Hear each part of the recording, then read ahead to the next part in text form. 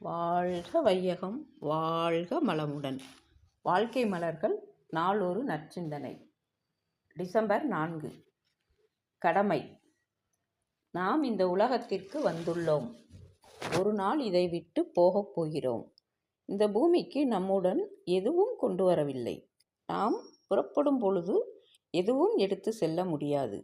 ஒவ்வொருவருடைய தன்மைக்கேற்ப சூழ்நிலை சந்தர்ப்பங்களால் ஒவ்வொருவருக்கும் ஒரு கடமை ஏற்படுகிறது.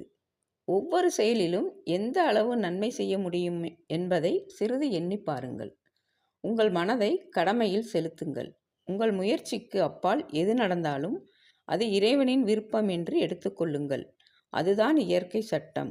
நாம் பிறப்பதற்கு முன்பே அந்த ஆற்றல் இருந்து கொண்டிருக்கிறது. நாம் இறந்த பின்பும் அந்த பேராற்றல் இருந்து கொண்டுதான் இருக்கும். இதில் நாம் கவலைப்படுவதில் என்ன இருக்கிறது? கவலையே கவலைப்படுவதற்கு விட்டுவிடுங்கள். நாம் வாழும் காலத்தில் நமக்காகவும் சமுதாயத்திற்காகவும் ஆற்ற வேண்டிய பொறுப்புகளை பெற்றிருக்கிறோம். அவற்றை நன்குணர்ந்து நல்ல முறையில் நமக்கும் மற்றவர்களுக்கும் திருப்தி தரும் வகையில் நம் கடமைகளை செய்ய வேண்டும். அதன் பிறகு மனம் அமைதியடையும். உங்கள் பிரச்சனைகளை தீர்ப்பதற்குரிய வகையிலும் புது பிரச்சனைகள் மேலும் ஏற்படாத வகையிலும் பேராற்றல் பெற்று உங்கள் மனம் சிறந்து விளங்கும்.